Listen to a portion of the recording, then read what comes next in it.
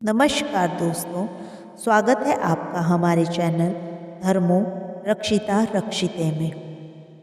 एक बार एक शिकारी था जिसका नाम चित्रभानु था। ये शिकारी एक साहूकार का कर्जदार था। कर्ज ना दे पाने की स्थिति में साहूकार ने उसे एक शिव मठ में बंदी बना दिया।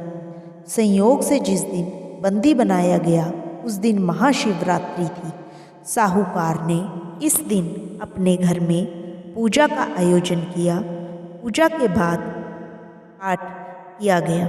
शिकारी भी पूजा और कथा में बताई गई बातों को ध्यान से सुनता रहा। शिकारी ने साहूकार से ऋण चुकाने का वादा किया। पूजा कार्यक्रम समाप्त होने के बाद साहूकार ने शिकारी को अपने पास बुलाया और उससे अगले दिन ऋण चुकाने की बात कही, पर शिकारी ने वचन दिया। साहूकार ने उसे मुक्त कर दिया। शिकारी जंगल में शिकार के लिए गया। शिकार की खोज में उसे रात हो गई। जंगल में ही उसे रात बितानी पड़ी। शिकारी एक तालाब के किनारे एक बेल के पेड़ पर चढ़कर रात बिताने लगा। बेलपत्र के पेड़ के नीचे एक शिवलिंग था जो बेलपत्रों से ढक चुका था। इस बात का शिकारी को कुछ भी पता नहीं था। आराम करने के लिए उसने बेलपत्र की कुछ शाखाएं तोड़ी। इस प्रक्रिया में कुछ बेलपत्र की पत्तियां शिवलिंग पर गिर पड़ी। शिकारी भूखा प्यासा उसी स्थान पर बैठा रहा। इस प्रकार से शिकारी का व्रत हो गया। तभी गर्भिणी हिरनी तालाब पर पानी पीने के लिए आई। हिरनी को शिकारी ने जाने दिया। शिकारी ने धनुष पर तीर चढ़ाकर हिरनी को जैसे ही मारने की कोशिश की, वैसे ही हिरनी बोली, मैं गर्भ से हूँ, शीघ्र ही बच्चे को जन्म दूंगी। तुम एक साथ दो जीवों की हत्या करोगे, ये उचित नहीं होगा। मैं अपने बच्चे को जन्म देकर शीघ्र ही तुम्हारे पास आ जाऊंगी, तब तुम मेरा शिकार कर लेना। शिकारी ने तीर वापस ले लिया। हिरनी भी वहां से चली गई। धनुष रखने में कुछ विल पुनः शिवलिंग पर गिर गए। इस प्रकार अनजाने में ही प्रथम पहर की पूजा पूर्ण हुई। कुछ देर बाद एक और हिरनी उधर से निकली। पास आने पर शिकारी ने धनुष पर तीर चढ़ाकर निशाना लगा दिया, लेकिन तभी हिरनी ने शिकारी से निवेदन किया कि मैं थोड़ी देर पहले ऋतु से निवृत्त हुई हूँ, कामातुर विरहिणी हूँ, अपने प्रिय को खोज रही हूँ। मैं अपने पति से मिलकर तुम्हारे पास आ जाऊंगी। तो शिकारी ने उसे भी जाने दिया। इसी दौरान रात्रि का आखिरी पहर बीता। इस बार भी उसके धनुष से कुछ बेलपत्र शिवजी के ऊपर चढ़ गए। इस प्रकार दूसरे पहर की पूजा भी हो गई। इसके बाद तीसरी हिरनी दिखाई दी जो अपने बच्चों के साथ गुजर रही थी।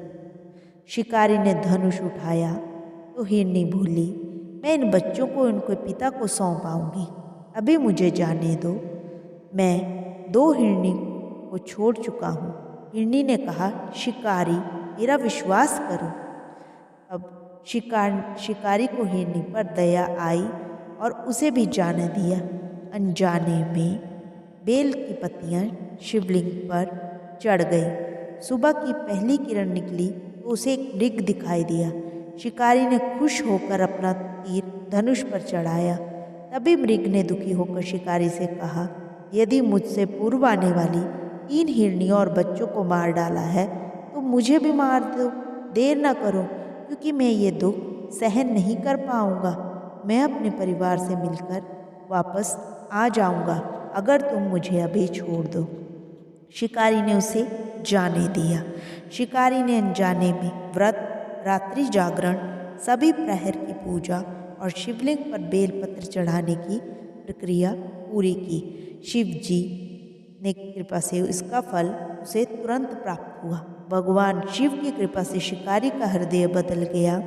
शिकारी का मन निर्मल हुआ। कुछ देर बाद ही शिकारी के सामने संपूर्ण मृग परिवार मौजूद था ताकि शिकारी उनका शिकार कर सके, लेकिन शिकारी ने ऐसा नहीं किया और सभी को जाने दिया।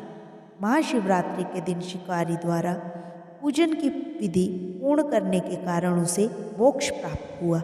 शिकारी की मृत्यु होने पर यमदूत उसे लेने आए तो शिवगणों ने उसे वापस भेजा। शिवगण शिकारी को लेकर शिवलोक आ गए। भगवान शिव की कृपा से अपने इस जन्म में राजा चित्रभानु स्वयं के पिछले जन्म को याद रख पाए और महाशिवरात्रि के महत्व को जानकर उसका अगले जन्म में भी पालन कर पाए।